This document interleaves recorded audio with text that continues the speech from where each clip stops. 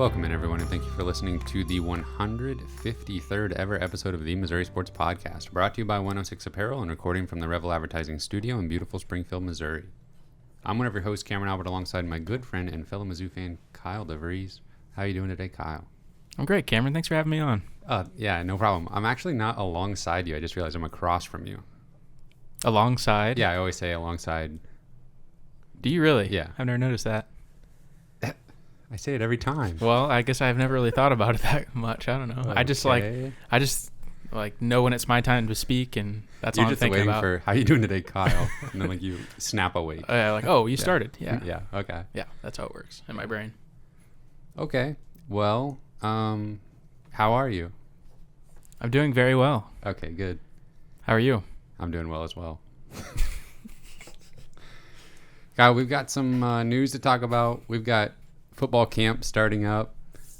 We have some questions from our Patreon supporters that we're going to answer this episode.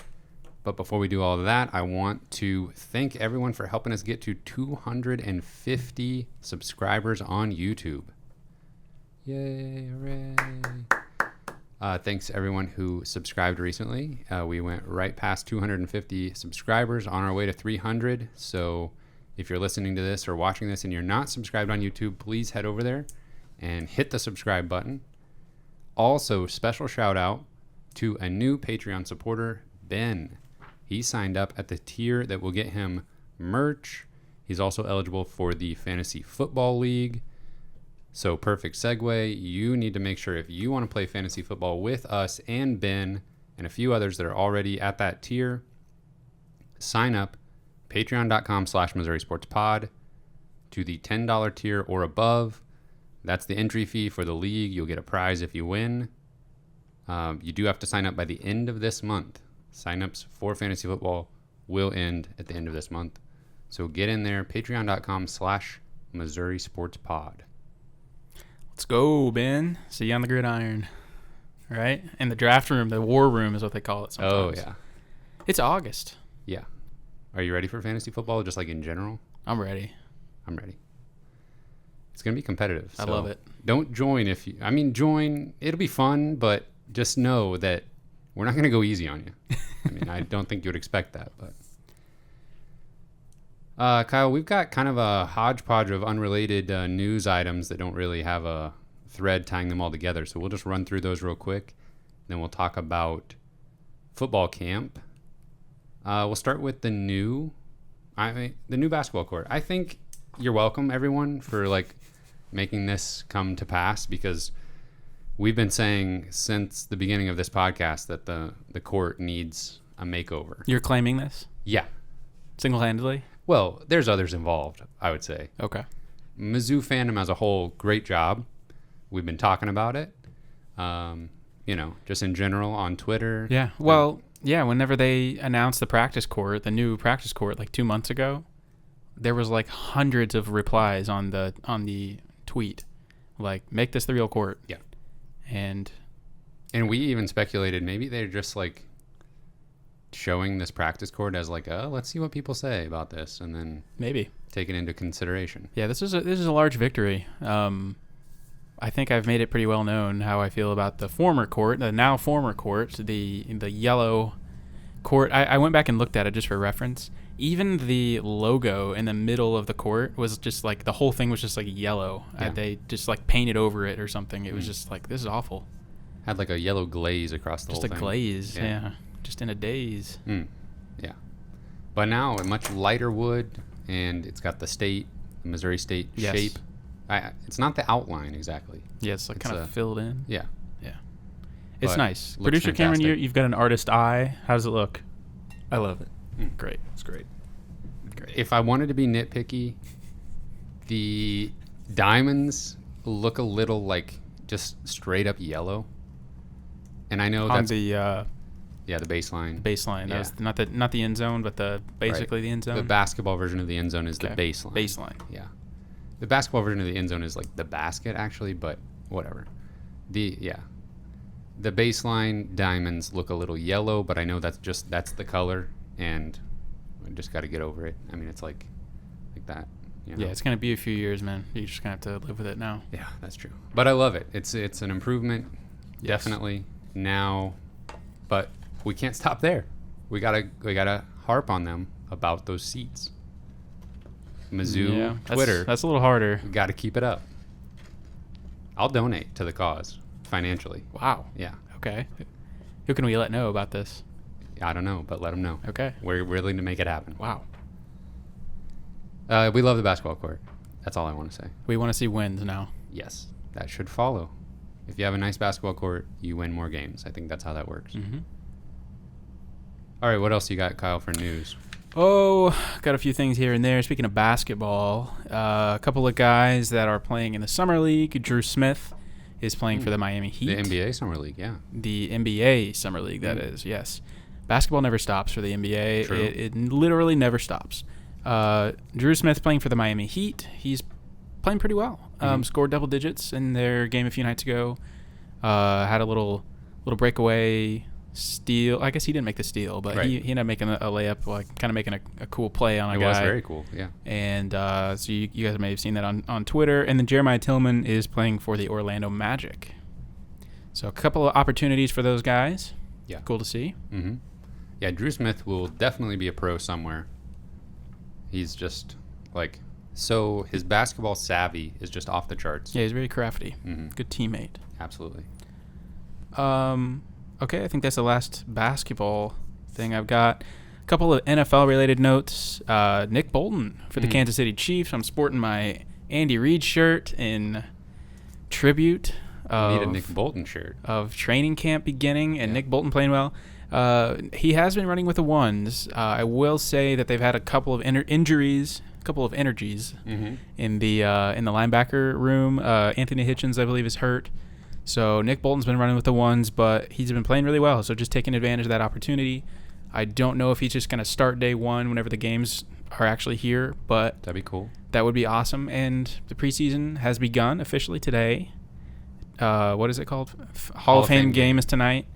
The Chiefs, I think, play next week, their first preseason game, but it'll be really cool to get to watch Nick Bolton play. Nick Bolton with 2 interceptions. 2 interceptions of Patrick Mahomes, who is a good quarterback. Yes. If you haven't heard of him, he's good. And so that's an accomplishment. that's great. Yeah. That's great for Nick. Not great news. DeMarcus Acey tore his ACL. He was playing for the Pittsburgh Steelers, and it's going to be hard to make the roster with the torn ACL, considering it's probably already on the fence a little bit. It's crazy, like how NFL operates, where they've got like 100 guys on their team, like preseason, and they had to cut it down to 53. That's pretty brutal. Yeah. So unfortunately, it's going to be tough, I think, for him to make the roster. Yeah. And then Evan Boehm is now a Detroit Lion. I'm very happy for him, but also very sad that he is on Detroit because they're horrible. They're going to be terrible, yeah. Yeah. Absolutely. That's all I got. Okay. That's all the news. So let's jump into a little bit of... Let's just talk about the fact that football camp is beginning for the Missouri Tigers. That means games are right around the corner. Is there anything we need to know about camp? Anything we should be looking forward to? Any notes that have come out already? Yeah, there's actually been a few things. There were some of the coaches and players have done some interviews this week, so we've gotten a little bit of a few nuggets, a few tidbits to kind of whet our appetite for what's going to come in the next few weeks. I just love this time of year. It's like what we've been waiting for is finally here / almost here. So obviously the real fun begins when the games are here, but fall camp is definitely like that feeling of like, all right, football's here, actually getting some news, and that's always great. So we did get a few things from some of the coaches and players in the last couple of days, and so I wanted to highlight a few of those things for you guys. First thing I wrote down was punt returners. Yeah. And that's not We've got a good one, right? Tell me we got a good one. Well, I sure hope so. As long as they can catch the ball, that will be a plus, because we haven't really had somebody that can consistently catch a punt for a few years now. But Coach Eric Link said that Mookie Cooper has been returning punts in practice. That sounds good. So has Dominic Lovett. That sounds good. So has Jay Macklin. Okay, I'll take that. and so is Chris Abrams-Drain. Now, if you remember last year, Chris Abrams-Drain got thrown into the fire a little bit.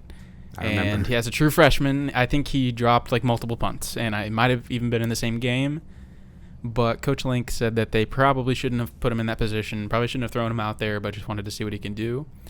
And maybe now that he's been able to regroup and get some practice under his belt, maybe he'll be a little bit better if he gets the opportunity this year. I mean, he's a crazy athlete. He's super fast. So if he can catch the ball, he could be electric. But I can't say I envy that role of returning punts. If I've said it once, I've said it 1,000 times. We probably said it many times that I can't imagine just like trying to catch a punt whenever you just have like these huge dudes like running right at you. They just want to destroy you. Yeah. And literally, you just have to catch it. And so like the pressure is just like, I don't know. Yeah, and you you have like, time to think about it and everything. You're looking back and forth, like you're looking up at the ball. You're kind of maybe trying to look down and see where everybody is on the field. Like, producer Cameron, have you returned punts in high school? Yeah, I hated it. I can't imagine. Did you ever drop one? I don't think so. I mean, I didn't return a ton, but no, I don't think I ever dropped one. Oh, good for you. That's wow. I'm sure I would have dropped one. Yeah. They didn't even let me try since I wasn't on the football team. Okay, so that's it may be kind of a committee thing, or maybe Mookie Cooper will just dominate that role. I don't know. So that'll be something to watch. We had a Michael Cox reference in the interviews this week. Now, it's very possible you may not even be familiar with Michael Cox. I'm familiar. You've talked about him before. He kind of made a name for himself in the spring game this past spring, but he is actually a walk-on running back. He walked on in 2020, I believe. I think he's still a walk-on at this point. I don't think he has a scholarship, but this guy just came out of nowhere. And in the spring, he's a big back. He's like 230 pounds or something like that. But his senior year of high school in Georgia, he ran for 32 touchdowns, 2,000 yards, and had an average yards per carry of 8.5. So that's pretty good. That's amazing. Yeah. Those stats are very impressive. So I'm honestly a little bit surprised that he didn't have any scholarship opportunities, or maybe he just really wanted to play at the Power 5 level. I don't know. Yeah. But I think it's possible that this guy could see some opportunities this year and maybe some goal line work. I don't know, but he just brings something different than Elijah Young, Tyler Beatty, both kind of scat back style. So Michael Cox, kind of a bruiser, might get some opportunities. I'm here for it. Jumping back to NFL stuff, there's been some rumblings about one Larry Roundtree impressing in Chargers camp and maybe being like part of the 1-2 punch at running back between alongside Austin Eckler. Yeah, I've heard those rumblings. That would be incredible. A little bit of thunder and lightning. Yeah, that'd be awesome. Yeah. Because they have Justin Jackson and Joshua Kelly on their squad, and they were both there last year. And there was some, Eckler was hurt for a while, and neither one of them really stepped up. And there were opportunities that were not really seized. Yeah. So it sounds like Roundtree may have stumbled into the perfect spot to maybe get some playing time. That'd be great. Okay, got to make the team. Got to make the team. Yeah. Okay, back to Mizzou. All right. They'll have 4 running backs on their roster. They right? could, yeah. You're trying to throw some smoke screens out there for fantasy or something. Trying to get somebody to draft. I'll draft Roundtree. them. I'll draft them. I'm not scared. I'll draft Tebow. All right. Next thing, Connor Bazelak was interviewed today, I believe, and he was asked if, I'm paraphrasing here, but he was asked something along the lines of, is there a leader in that wide receiver room that you could see kind of becoming the alpha, the clear number one above everybody else? And he kind of didn't really know what to say at first, but ended up kind of coming around and saying that he thought Kiki Chisholm could be that guy. And he talked about Mookie Cooper as well, being super explosive. We know that. We're going to see a lot of those. We're going to see a lot of both of those guys this year, but that definitely echoes the sentiment that I have had this whole offseason about Kiki Chisholm kind of being that guy that can take the next step. He's like 6'5". He can go up and high point the ball. He was playing like D2 ball like 2 years ago, but now has the chance to be a star wide receiver in the SEC. So that's quite the ascension. Yeah, I mean, he ended the last season on a high note, I think. And I think, I don't see any reason why he couldn't take the next step and be a big-time player this year. All right, and then Coach Steve Wilkes was interviewed, and he is the defensive coordinator, and he had a few interesting things to say. One thing we've known about for a little while, but just kind of was reintroduced, I guess, was that they're going to be probably running a lot of zone this year, more zone than they've run in the past. With Ryan Walters, they ran pretty much all man-to-man, and especially in the secondary, press man coverage. And so you're going to see a lot more zone from the secondary this year. He specifically mentions wanting to have cornerbacks. He wants their less time with their backs to the ball, basically. So you're going to see safeties and cornerbacks facing the quarterback, keeping the ball in front of their eyes, essentially, more often. He wants to force turnovers. Apparently, they've had a lot of interceptions in like off-season practices and stuff like that. They're obviously going to have a scheme change, and Coach Aaron Fletcher said that the guys have been excited about the scheme change and have picked it up quickly. That's good. So there was a notable scheme change in the Barry Odom era. Yeah. In 2015, when Barry Odom became the head coach, they had a pretty abrupt scheme change with the defensive lineman, where it went from let's me to the quarterback to more gap responsibilities, that kind of stuff, and it didn't go over well. Read and react. Yeah. And versus pinning your ears back. Yes. Yep. It didn't go over well, and I really think that kind of they abandoned it halfway through the season, right? Exactly. Yeah. And because I don't think the guys wanted to change. Yeah. And I don't know the specifics of how that went down. I don't know if that was a coaching error. I don't know if that was the players not being coachable. I don't know. Maybe communication breakdown. Maybe a little bit of both, but that's encouraging to me that the guys are excited and willing to pick up the new scheme, because I just think that's the first step is everybody being coachable and having a good attitude about it and willing to learn and be excited to pick it up. I think that's a good sign. Get on the same page. Yeah. All right, Coach Jethro Franklin, which is a pretty amazing name. He's the defensive line coach. He had an interesting comment. He says the defense is going to look a lot different from the past and will feature an upfield attack defense as opposed to a blitzing style. Upfield attack defense. What do you think that means? I have no idea. I wish I knew what that meant. That could be... That sounds like blitzing. Yeah. Attack. Upfield attack. As opposed to blitzing. I got nothing. But he didn't really want to go into much detail about what that's going to look like, but he did say they're just going to have more responsibilities. The defensive linemen will have more gap responsibilities. Maybe they aren't just going to be pinning their ears back. Where's upfield from the defensive line? Upfield, towards the quarterback, right? Maybe not. I don't know. Downfield? That's certainly what I would think. Yeah, that's defensive back territory. Downfield blocking. There you go. Upfield into the offensive backfield. Okay, so the defensive line, we're going to figure this out. We're going to figure it out. The defensive line is going to be uphill attacking, so not as much need for blitzing from the linebacker defensive back positions. I guess, but he's the D-line coach. Yeah, so the D-line is not going to be read and reacting as much. Okay. They're going to be pinning their ears back. The other players not blitzing as much. Okay.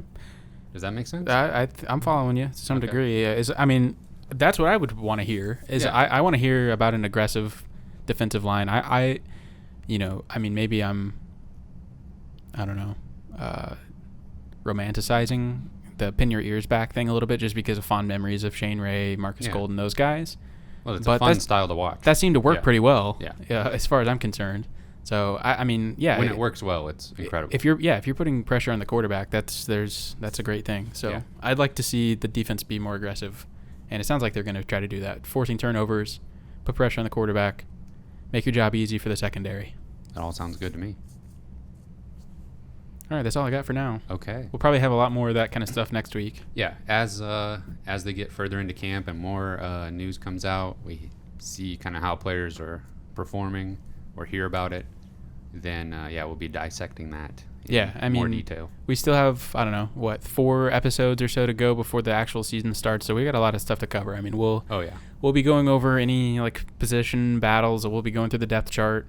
We're talking about maybe some sleeper candidates to be getting some playing Surprise time, some people. or difference makers. We'll talk about the schedule. Got a lot of stuff to cover. Make our official predictions, and we'll do our 7-on-7 draft. 7-on-7 draft. I'm excited. A lot of good stuff. This week, though, our topic of the show is coming straight from one of our Patreon supporters that submitted this suggestion over on Discord. Of course, you, just like Tristan did, can also submit your topic suggestions on our Discord server if you are a $5 or above supporter on Patreon. And that's patreon.com/Missouri Sports Pod. Tristan said, what made you all Mizzou fans? What was the game or moment you knew you loved the Tigers? And what made producer Cam like the, this is a quote, Nubs and the Ponies? Referring to the Nebraska Cornhuskers and the Denver Broncos. I've never heard Nubs before. You're kidding me. Wow. Maybe that's just something, that's a derogatory term that obviously other fan bases just call them clearly. Well, producer Cameron, you want to take it away first and then... Yeah, we'll get it over with. Basically, I was brainwashed as a small child. Yeah. My dad being from Montana, Broncos fan. There aren't a whole lot of options up there. Yeah. And my mom's family is from Nebraska. So... What are you going to do? Family ties. My hands are tied. Was there a moment in particular that sticks out to you that like solidified? Because your brother is he a fan of Nebraska? I know he's not necessarily he's a Broncos Nebraska fan, yeah. Okay.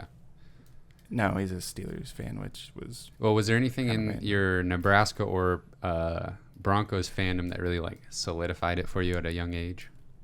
I don't know. I mean, I have like little memories here and there that are like some of my first like sports fandom memories. I remember like coloring the Broncos Atlanta Falcons Super Bowl score like on a piece of paper, and I don't know why that sticks out to me. Super Bowl's and a big I also deal. remember first time ever trying shrimp when we were watching Nebraska get their butts whooped against Miami in the national championship. Okay. So those are some of my early... Anyway, how did you feel about the shrimp? I love shrimp, so... Well, it's not all bad, then. Yeah. The outcome of the game didn't ruin shrimp for you. That's good. That's great. Nope. Okay, Kyle. Well, thank you, producer Cameron, for that. I'm sure everyone loved it. Tristan wanted to hear, so I wanted to hear from you. So. Yeah, it's been a real kind of a barrier in our friendship, and that's something that this podcast is. You know, it's been some rough days thinking about that. We've got a Nebraska fan sitting here at the table with us, but I do root for Mizzou though. That's true. Yeah, we've been. It's been hard to overcome. Yeah.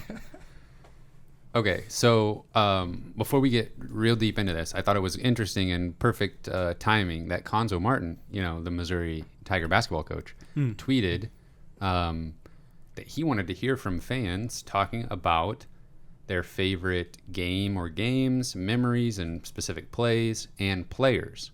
So I thought we could incorporate that into some of Tristan's question here.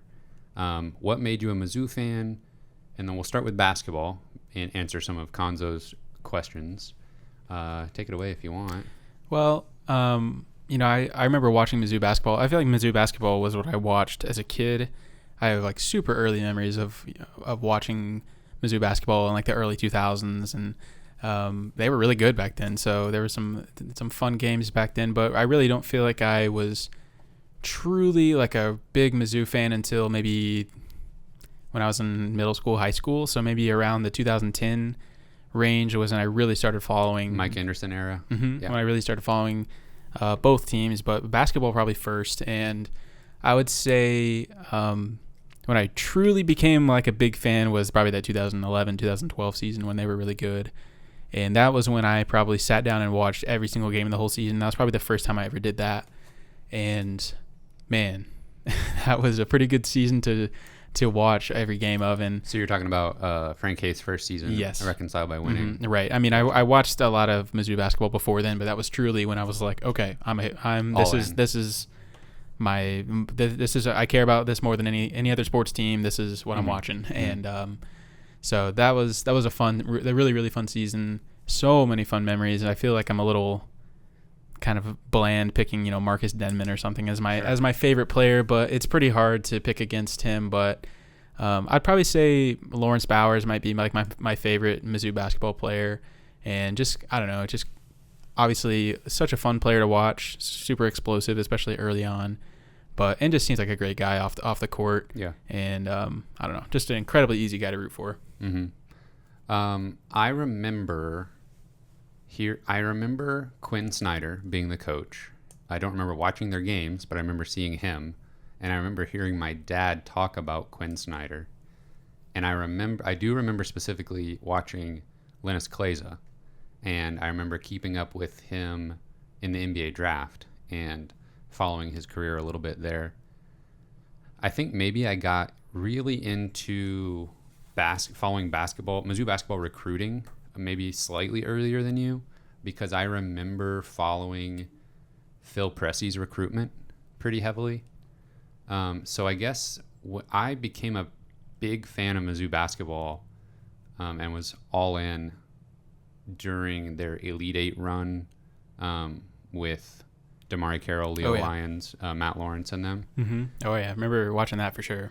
So there's a couple of my all-time favorite games in that stretch just because of how meaningful they were. So, like, the Marquette NCAA tournament game, and that's like a moment that I'll never forget, watching that game on a computer, and the play at the end where the Marquette player stepped inbounds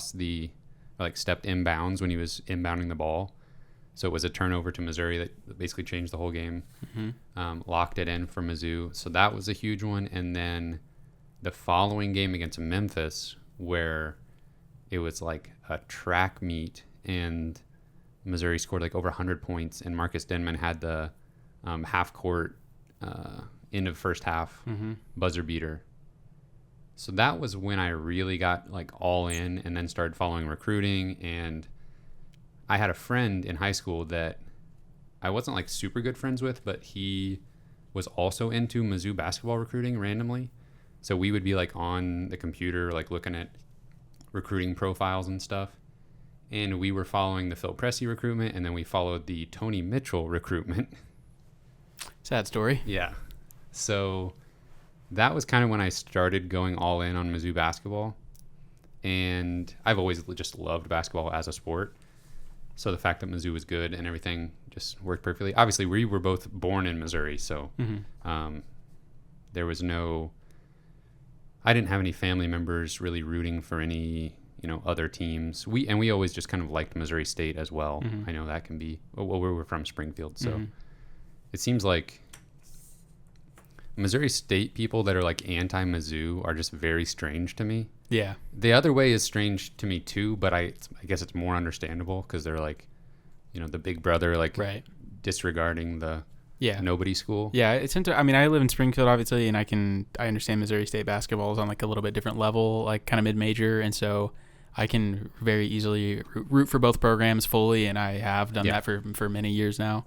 But obviously, Mizzou is like my true fandom is your first love. My first love is with Mizzou. But I have kind of a funny story about that Marcus Denman half court shot. I was actually on a family vacation to Las Vegas during that tournament run, and we were just trying to find a TV anywhere, trying to watch those tournament games. But we were in our hotel room watching that game against Memphis, and we were just watching kind of a regional CBS broadcast. So they actually cut away from the game right before the halftime. Yeah. And went to another game. And so I was like, okay, I guess that's, there's probably 5 seconds left. That'll just be what the score is at halftime. And then when they flip to this other game, I can see Mizzou versus Memphis score up in the top left corner or something. And Mizzou, it like shows 3 more points go on Mizzou. And I was like, what? That's weird. Yeah. And about the same time, my phone's ringing. It's a friend from home. And I pick up the phone and he's just screaming in the phone. And he's like, oh my gosh, did you see that half court shot? And I was like, no, I missed it, but that's insane. And so obviously I've seen that highlight so many times now, but definitely some fun memories watching that tournament. So fast forwarding to the season that you were talking about, Frank Haith's first season, I attended the first conference game of the season that year. It was against Oklahoma, and it was a sold out crowd, awesome environment at Mizzou Arena, and we won that game by 39, I'm pretty sure, and it was just an absolute bloodbath. Missouri was making every shot, and I will never forget in the hoop that we were looking at, like nearest our seats, my now wife and I went and we saw Phil Pressey throw an alley-oop to Matt Pressey, and it just, like, the arena just erupted. It was insane. It was so fun. There was a few of those games that year where... And that was a conference game. Yeah. They just absolutely wiped the floor with Oklahoma. Oh, yeah. They played, I believe, California earlier that year and won by like 30-something. Yeah. Like, that was when I feel like that was kind of like, oh, okay, this team's really good. Whenever they just blew out some teams in kind of like a non-conference tournament. Villanova, too. They didn't blow them out, but they did beat them, yeah. They weren't supposed to, I don't think. Fun season. That Big 12 tournament championship against Baylor, super memorable. I have to, though, mention, if we're talking about favorite Mizzou basketball games / memories, is the Iowa State game that you and I saw in person. Konzo's first game, Michael Porter Jr., Jonte, Jeremiah Tillman, all their first games. Yep. Cassius Robertson. And I was wondering if you would remember. So we were like way up in the nosebleeds, like 2 rows from the top. Mm-hmm. Place is electric. Everybody's loud. Somewhere in the first like 10 minutes of the game, Iowa State was inbounding the ball. Jordan Barnett was like playing defense on the inbounder. You remember this? Mm-hmm. They try to throw the ball in, and Jordan Barnett like bats it down. It goes back out of bounds. And I was like so hyped up for just everything that was happening. Yeah. When that happened, I just like yelled like, let's go. Yeah, I knew exactly what you were about to say when you started telling that story. Yeah, because it was like not. Yeah, there was like the one event in the whole game where people were just like not really yelling, and yeah, you were just like, like just let out this massive, like really loud about that. Like you were just amped about that random defensive play by Jordan Burnett. But yep, that was a great night. Obviously, outside of the Michael Porter Jr. like thing where we didn't know what was going on, that was a really fun night. I'm trying to reincorporate Tristan's question a little bit better, but was there a game or moment you knew you loved the Tigers?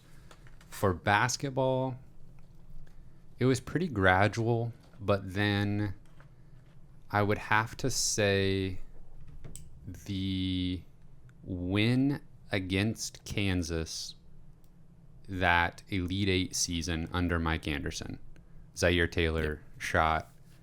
I was watching that very young, and I'd say if I had to pinpoint a moment, because then they went on to have an incredible season, a nice little March run, that would probably be it. If I had to try to narrow down to one game or moment that really took it over the edge for me.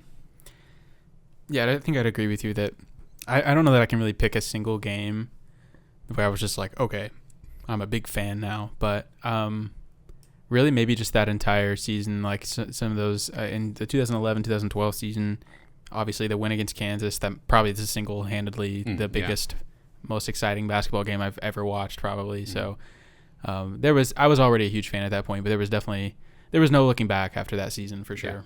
Yeah. Okay, so same line of questioning for football. My earliest memories of Mizzou football are, there's going to be some long-time Mizzou fans listening to this that are just going to like roll their eyes a little bit because of how recent history all this is, but forgive us. I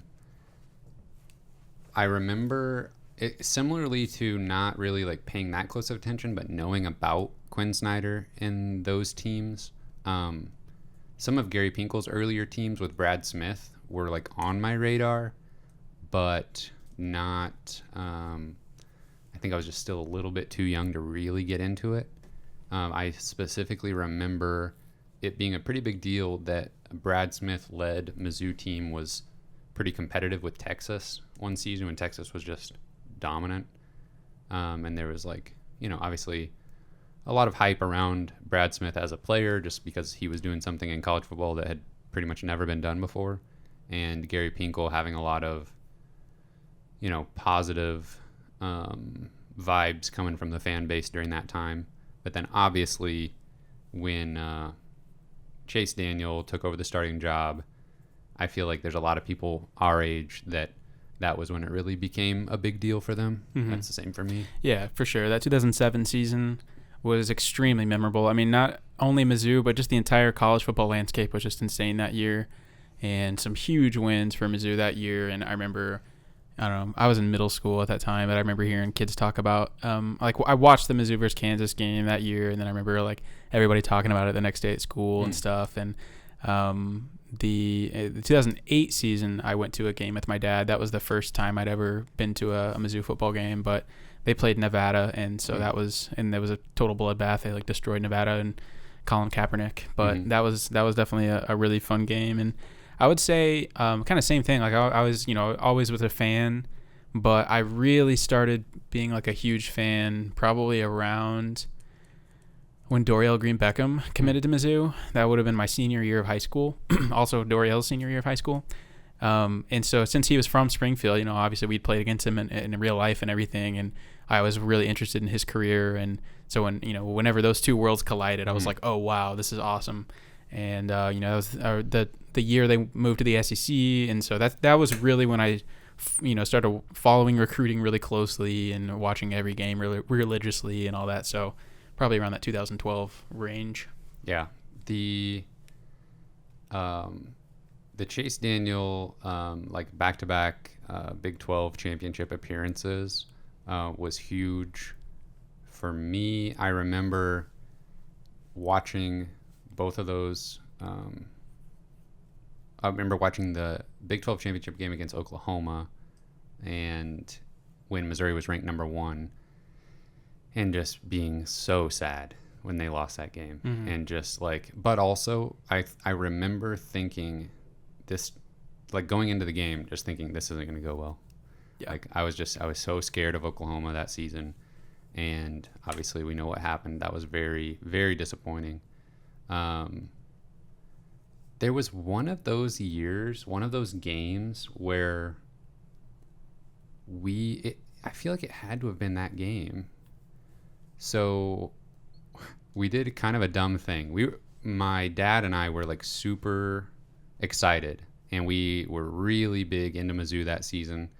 Watched every game. My stepmom and sister, as a family, we made sugar cookies, and we decorated them in Mizzou colors, and they were the shape of jerseys. And we put jersey numbers on the little cookies. And the idea was when that player scored, we would eat the cookie. And so there was one for Jeff Wolfert. There was one for Chase Daniel, Jeremy Macklin, Chase Kaufman. And we didn't eat very many cookies that night. And that's one thing I'll always remember about that game. That was a pretty disappointing one. More recent history, I went to the Texas A&M game. I've talked about that on the podcast before. The Texas A&M game when Mizzou clinched the SEC East.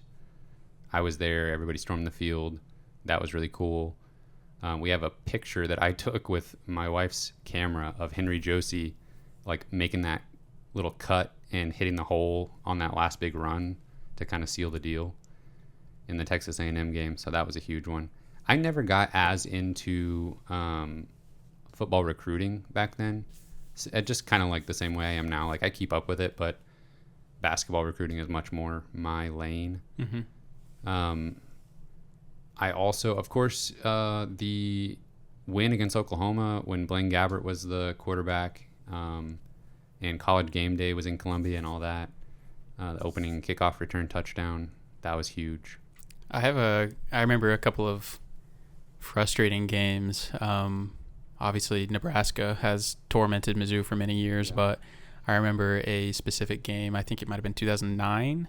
Blaine Gabbert. Mm-hmm. At Nebraska? I don't know. I think it was at Columbia. Oh, but I can't remember.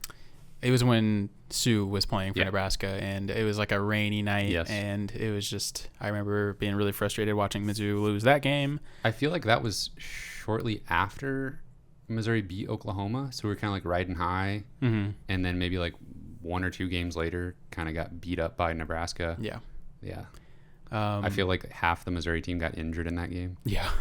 I remember a frustrating game against Arizona State a few years later. I think that was probably 2011 or 12. But I actually went to the game against Arizona State at home that we won. And then the following year, we lost on the road to Arizona State. Or maybe those Brock Osweiler were flipped. I don't know. But yeah, that was a frustrating game. So definitely I remember some frustrating memories watching Mizzou football like earlier on. But definitely when they moved to the SEC, that was when I really started watching every game. And the 2012 year, that whole year was frustrating with all the injuries and everything. So some really ugly games. Right. So that's what made the one thing that made the 2013 season so special was just the comeback. Give me a couple of your favorite Mizzou football players of all time. Obviously, you got to say Chase Daniel is up there for me. I'd probably say maybe Marcus Golden is probably up there for me, and maybe James Franklin. Excellent choices. Give me Henry Josie. Yeah, he may be my all-time favorite, and I remember, I can't believe I left this out earlier, but we went and saw Missouri play Western Illinois or somebody like that, cupcake game at the beginning of the season, and Henry Josie went into the record books like top 3 all-time single game rushing in Mizzou history in the first half of that game. And that was the year he had like over 200 yards in the first half, and that was their last season in the Big 12. So that was the year that he got hurt, or maybe it was the season before, I don't know. But yeah, he had like 1,000 yards after like 5 games, and then got hurt and missed the next season, but then came back strong. So and then he actually had one more year of eligibility that he passed up on and went pro. So yeah, it's kind of a crazy winding path for him, but he's one of my favorites for sure. Yeah, I would say I'm sure a lot of Mizzou fans would agree with you on that.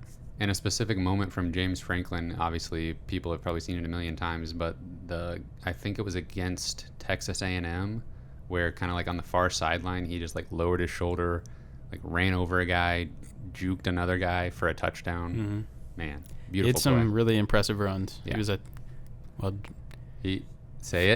He was a tank. Yeah. Well, Frank the Tank, I guess, was his nickname. Frank Tank. Oh, yeah. It was true. Yeah. It was accurate. Good memories. Some good memories. Yeah. So let's hear from you guys, the listeners and the viewers. Give us some of your favorite Mizzou memories, or specifically try to answer Tristan's question. Was there a specific moment or game that really solidified your Mizzou fandom? We would love to hear about that. Producer Cameron, you're a Mizzou fan. Oh yeah. You got a particular Mizzou memory that sticks out to you? Well, my first Mizzou game when the 5 of us all went and watched them put a hurting on Tennessee. Oh yeah. 50 balled them. Oh yeah. Got to see Drew Lock. That was pretty cool. Yeah. That's probably my favorite, just because that was the first one. Yeah. And we were back in the end zone, the old end zone. Yeah. Yep. Yeah, that was a fun game. Destroyed Tennessee. Was that the same weekend as Iowa State? Yeah. I think we made like a whole weekend of it. Yeah. You and I went to Iowa State, but then the big friend group went to the football game. Man, that was fun. That was a good weekend. Got a couple Harpo hammers. That we did. All right. Is that the episode today, Kyle? I think so. I think that's all I got for him. All right. Send them home. All right, everybody. Send us home. Send us home. You can find us on Spotify, Google Podcasts, Apple Podcasts. We're on Twitter at Mizzou Sports Pod, and you can email us at MissouriSportsPod@gmail.com. You can find our t-shirts and stickers on our online shop, MissouriSportsPod.BigCartel.com. Special thank you to our Patreon supporters at the $10 level and above: Ben Smith, Tristan, Ryan Lee, Brian Smith. Thank you guys very much for your support. Thank you everyone for listening. We will see you next week.